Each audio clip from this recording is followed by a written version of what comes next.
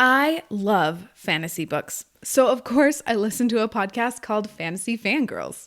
This show deep dives into romantasy books and has grown so quickly. It makes me ridiculously happy for them. When I was at Podcast Movement back in August, I ran into Hayden Gray, the producer for Fantasy Fangirls. I did my best to keep my fangirling to a minimum and asked if he'd be on my show, and he said yes. Hi, I'm Andy Smiley, your friendly podcast guide, and the podcast coach for women who want to grow their shows without burning out. I share practical podcast tips, stories from my own journey, and wisdom from some of the smartest podcasters out there.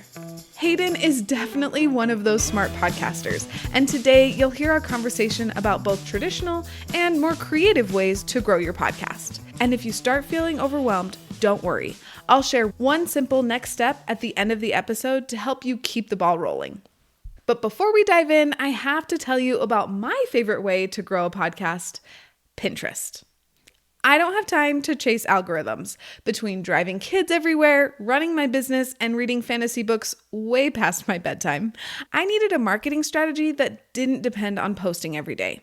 So I went Instagram optional and leaned into Pinterest. And now my pins keep working for me for months. One of them has more than 7,000 views and still brings in new listeners every week. If you want to see if Pinterest could do the same for your show, grab my free 2-minute "Is Pinterest right for me?" checklist. You'll know in just a couple minutes if Pinterest is worth your time. The link is in the show notes. All right, let's dive into my conversation with Hayden Gray, producer of one of my favorite podcasts, Fantasy Fangirls. I am so excited to have Hayden on the podcast today. He is the producer and the sanity manager for one of my very favorite podcasts, Fantasy Fangirls. So this is a huge treat. And Fantasy Fangirls is not only a really great podcast, but they have their marketing down pat. So I'm really excited to dive into how they've been able to grow their show and all of the fun things. So Fantasy Fangirls has grown really fast. I am so happy for you. It makes me so happy every time you guys reach a new goal or like get more followers or more downloads. It just makes me so happy. And I'm wondering, what do you credit in helping the show grow so quickly? Yeah, I mean, first of all, it had nothing to do with me. I didn't join Nicole and Lexi until October of 2023, and they launched the show in early September of 23, so about a month before I came on. And honestly, and what's interesting about this answer is it's not going to work for everybody. But really what they did that I think kind of like gave them a built-in audience from day one was they released social clips about episode 1 before they even launched the podcast.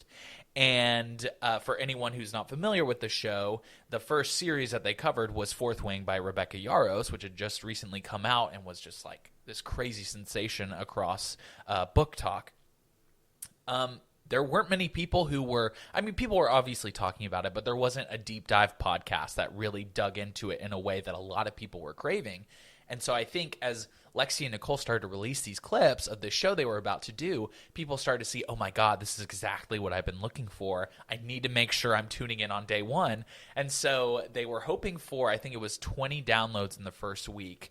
And in the first couple of days, they had 5,000. Oh, that makes me so happy.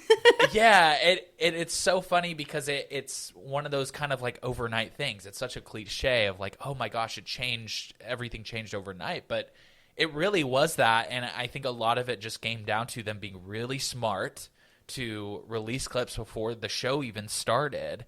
And also, there's a little bit of, maybe luck's not the right word, but it was the right place at the right time. There was a hole in the market, which is so hard to find in podcasting right now, and they kind of just jumped on it, and they took their corner of the internet, and they've kind of held on to it since then.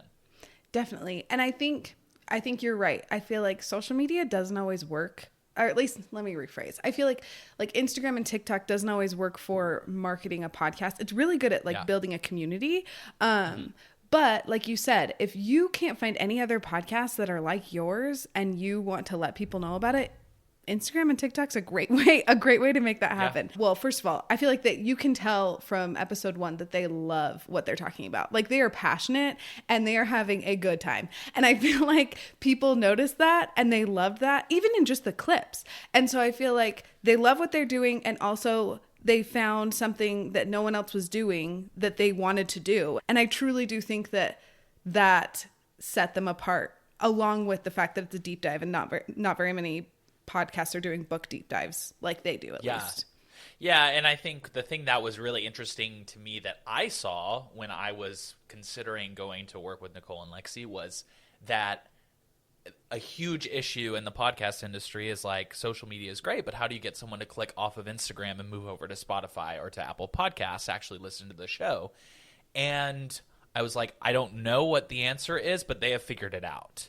And I think it really comes down to like how excited, like how can you tap into a community that is excited about what you're providing so much so that they're willing to stop their scroll and move over to somewhere else. And if you're going to start a show and you want to promote it on social media, I think you should. But at the same time, you have to ask yourself, like, how am I getting people to want to jump over from where they already are to a completely different ecosystem so that they can actually listen to my show? Totally. And I think your social media clips have to be incredibly compelling and like you have to have the right fan base, and your social media clips have to be like over the moon excited so that people are like, wow, okay, I have to go listen to this thing. Yeah, absolutely. And just like another tidbit, like just the audiograms that people can do, they're just not effective anymore. And you really do need to lean on the video element as much as you can. The industry is in this weird place where everybody knows that we need to be using video, but we don't really know how to use it. Or people start using video and they start making a YouTube channel and turning it into a podcast.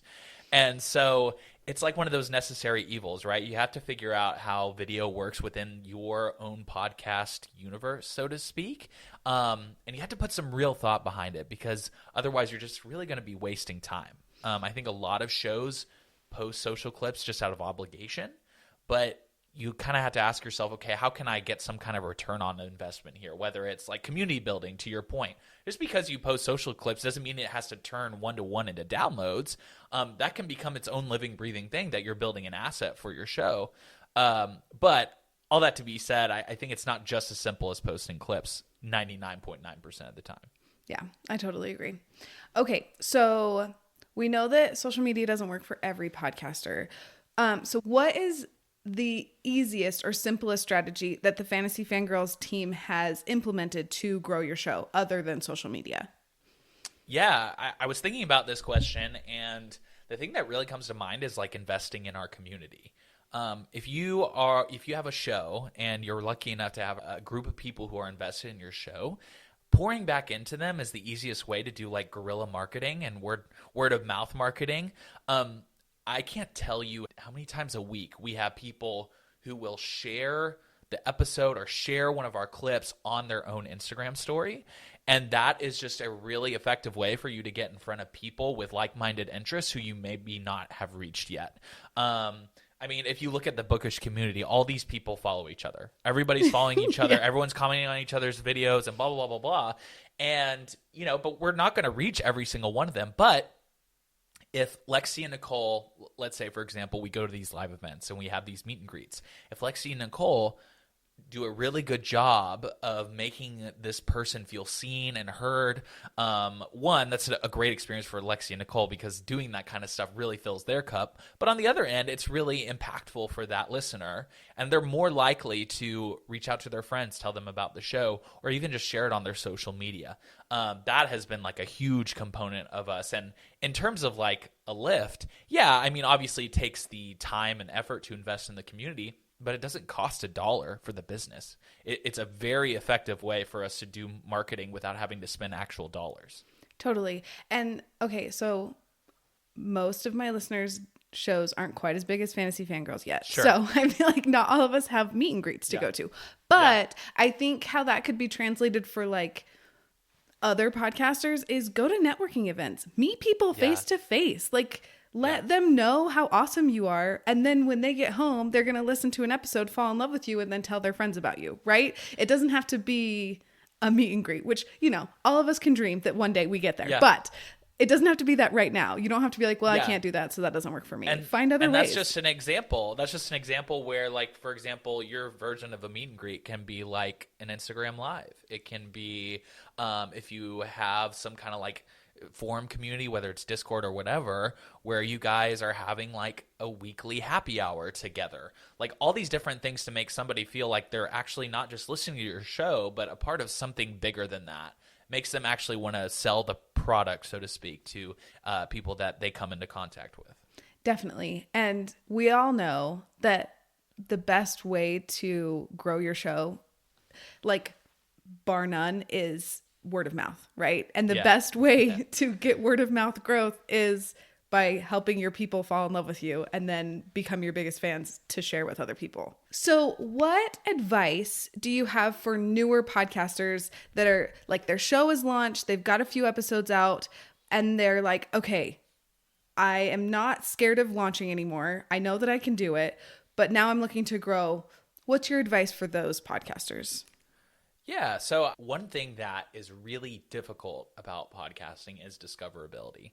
Like, I think that the bigger institutions in our industry have kind of failed us as creators and not figuring out a way to actually give us a reliable way to discover our shows, except through YouTube, which is inherently not a platform that was built with podcasts in mind. Yeah.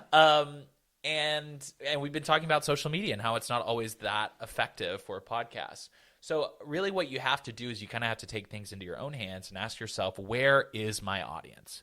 So in the case of moms, right, you do a lot of work with mothers.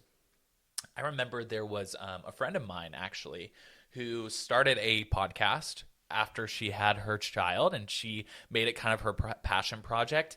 And I can't help but think of like all the different Facebook groups that mothers join whenever they are looking for community as they're going through this incredible life change. And I think like that's one place where you know that your audience is going to be. Start connecting with that community in a genuine way. Don't join the community and immediately plug your podcast, but become a part of that community and start funneling people to your show that way. For us, it was Instagram and TikTok, because ironically, a lot of people who love books and want to connect with people about books, but don't have anyone to talk about books with, are just kind of scrolling on Instagram or TikTok and watching stray videos here and there, but they don't have that sense of community yet. That's what Fantasy Fangirls was going to be for them. We just had to find them. So for us, it was social media. For other people, it could be Facebook groups. It could be like local community things, right? You could actually go to in-person events and start making friends and networking in that way. I mean, there's any number of things you can do. You just have to look in the right place. Definitely. I love that you said, like, figure out where your people are. That is it's a hard thing to do sometimes, but it's essential. You have to know where your people are hanging out. Like for me, the other one, so you said Facebook groups, which is truly, yes, a big place where moms hang out. The other one that I found is Pinterest.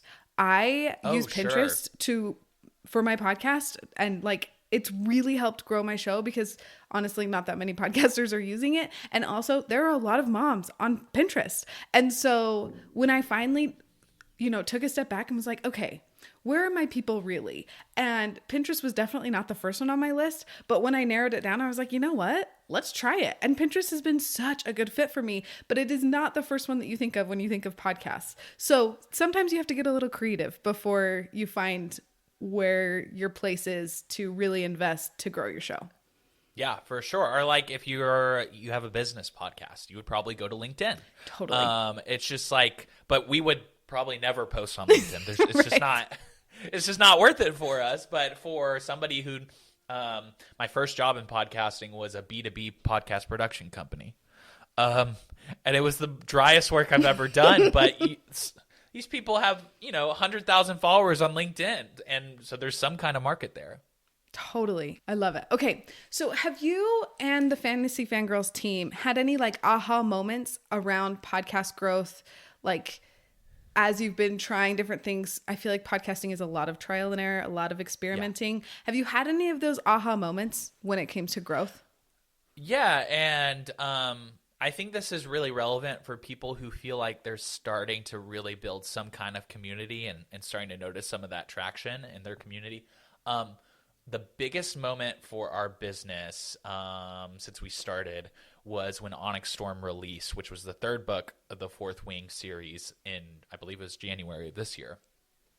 And we knew that was a really, really big deal for us. And coincidentally, at the time, we had gotten in contact with a service provider who is basically a competitor for Patreon. So they essentially run like they service your subscription model that a lot of different creators use.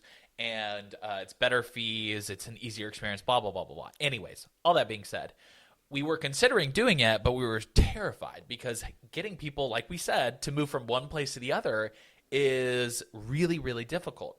And so we were debating whether or not to do it, and we ended up taking the plunge, and we wanted to capitalize on Onyx Storm. So we said, we want to launch our new subscription model a week before the book comes out.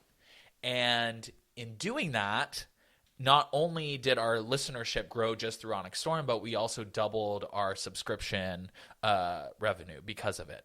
And I've kind of toyed around with the idea of calling this like excitement stacking, to where if you have your community, let's say, or even like, I don't know, if you were, obviously, I don't know if any of your moms are like sports people, but let's say you were an NFL podcaster, right? And you know that the new season is going to start, or it already started this past week. Maybe you would want to do some big announcement around your content or around your community in conjunction with that time.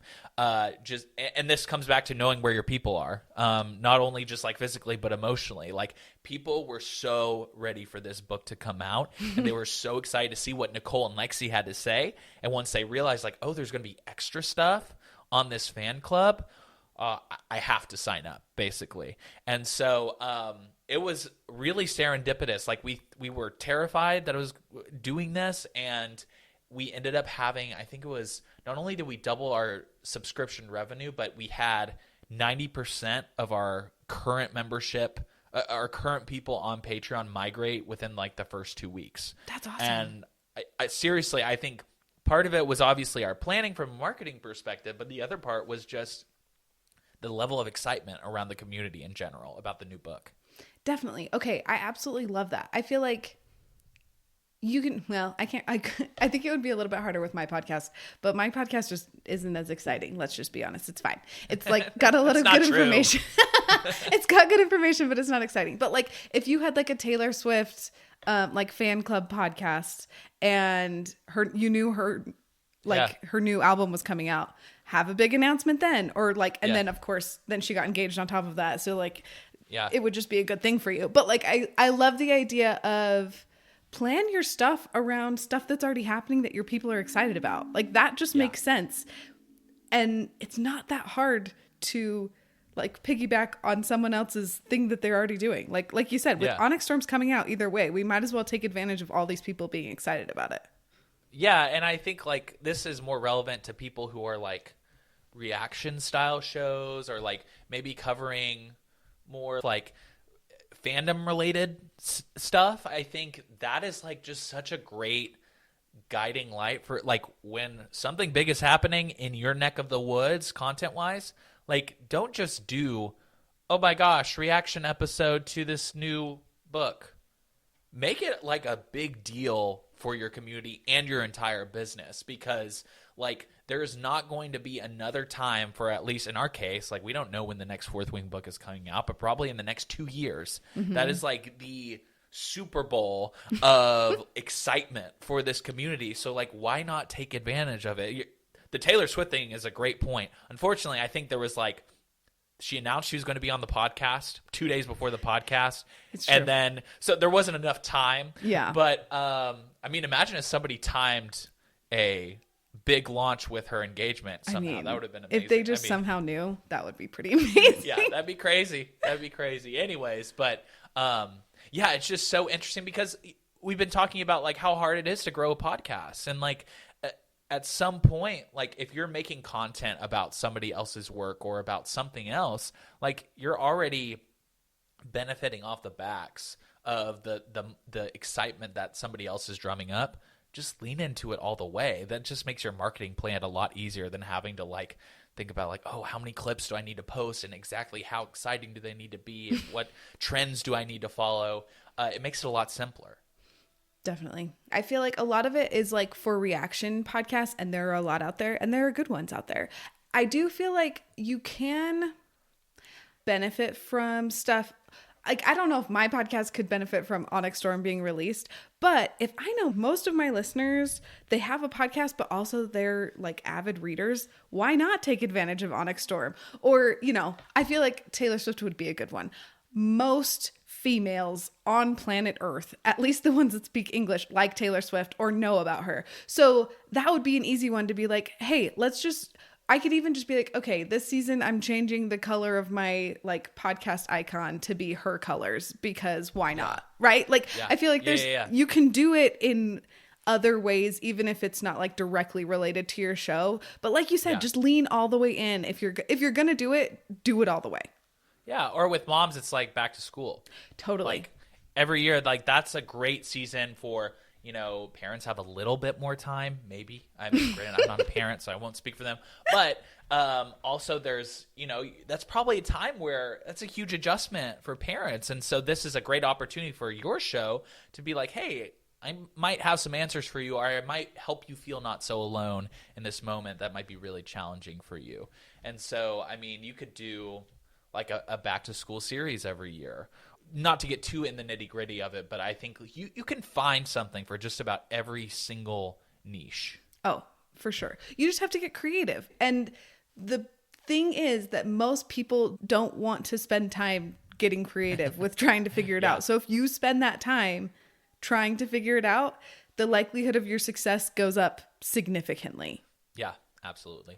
I feel like this was like a mini masterclass on how to grow your show in a unique way. Because truly, I have noticed there are a lot of book podcasts in the universe, but totally, Fantasy Fangirls was not the first book podcast, and you all have grown so fast and so much, and it makes me so happy. So just know that. I feel like I'm just talking to my listeners. I'm like, hi.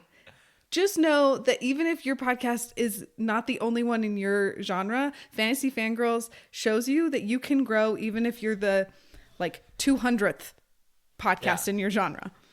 Yeah. Two things on that real quick. One, for inspiration for your listeners out there, Lexi was a stay-at-home mom essentially before this show took off, and now she's like this amazing boss woman who is like just like taking over the world basically. And I mean, it truly can happen to everyone. It won't happen to everyone, but it can happen to anybody. And then second, there have been probably thousands, tens of thousands of book podcasts released. 90% of them probably don't exist anymore. And Lexi and Nicole were the first to truly deep dive this one specific book. And it has propelled them to be able to do all other kinds of things. So when you think that your niche is crowded, there's a potential that like just the niche of your niche is crowded. And you need to find your specific corner of that niche to really kind of take off. So I don't know. I mean, it's been really, really interesting to be a part of this experience, but also watch this happen in real time. And at the end of the day, it's like taught me one thing is like nobody really knows what they're doing. It's all about like making stuff that people want to listen to and that makes them feel a part of something, not just like listening to a show every week. I think you'll find like all of my favorite shows throughout my life have been like not just shows, they're ones where I feel like, oh, I'm kind of a part of something. Like I'm a part of something bigger than just a show. And so there's not really a formula, but there's something that'll work for everybody. Definitely. Well, and one thing that Fantasy Fangirls has taught me is do what you love, because like, even if you don't grow as fast as Fantasy Fangirls, at least you're going to enjoy it along the way, right? Like, it's not like there's, like you said, there is no perfect formula. So make sure you're doing something that you're enjoying along the way as you're figuring it all out. Yeah, for sure. And that's the other thing is like podcasting was built as an industry of hobbyists who love something so much that they want to talk about it. And I think it's really important for you to approach it in that way as you're building a show. I think people think of podcasts as like business entities from day one and just like unless if you're a celebrity, that's just like not the reality of what you're going to be working with. And if you don't approach your show with the same passion that you feel, then you probably shouldn't be making your show. Like, for example, it's like, I started a podcast in the pandemic, and I stopped it when I started to feel less excited about the actual subject matter that I was talking about, because it was no longer a hobby. It felt like work. And so that's kind of like my last piece of advice is like we walk away from this is for people as they're starting their show to always keep in mind, like, why did I start this in the first place? Hopefully it's because I love what I'm talking about, and to always keep that intact, because at the end of the day, one day the show will end. Like, Fantasy Fangirls probably won't be around forever. I'd be really surprised if I was 70 years old and still working on the show. But, like, I'll be able to look back on it and say to myself, like, I'm really proud that I was able to work on this thing, because myself and Nicole and Lexi were really passionate about what we were talking about. And that counts for a lot. That counts for way more than, like, the number of downloads that you get on any given episode. I completely agree. I love that. Well, thank you so much for being on the show today. This has been an absolute delight, and I'm so excited for all of my listeners to hear it. Thanks so much, Andy. Appreciate it. Isn't the Fantasy Fangirl story amazing? And Hayden was such a delight. I am so grateful he took the time to share his insights on podcast growth. Okay, let's take a second to recap what we just learned from Hayden, because there were so many gems in there. First takeaway, create excitement before your launch. Hayden talked about how Fantasy Fangirls posted clips before their first episode even dropped, and that early buzz helped them hit 5,000 downloads in just a few days. And you haven't missed the boat if you've already launched your podcast. You can use this same strategy with the launch of each new season of your podcast. The second takeaway is invest in your community. When people feel seen and part of something bigger, they naturally share your show. Whether it's a quick Instagram live, replying to comments, or hosting a small listener chat, these moments matter more than fancy marketing. The third takeaway is look for your people in unexpected places. Maybe your listeners are hanging out on Pinterest, in Facebook groups, or at local events. Once you find them, show up there and genuinely connect. And finally, Hayden reminded us that passion is the secret sauce. You don't have to have everything figured out. Just make something you love and invite others to love it with you. If you're feeling overwhelmed and not sure where to start because there was a lot of goodness in there, here's your friendly next step. Set a 5-minute timer and brainstorm all the places online or in real life where your listeners hang out. Then think about one small way you can show up in those places and connect with future listeners. Do you know any other podcasters who are also fantasy fans? You should definitely send this episode to them. Next week, I'll be sharing a marketing plan you can use next month during the holiday season, because I know things can get really crazy during this time of year. Thanks for being here, and I'll see you next week.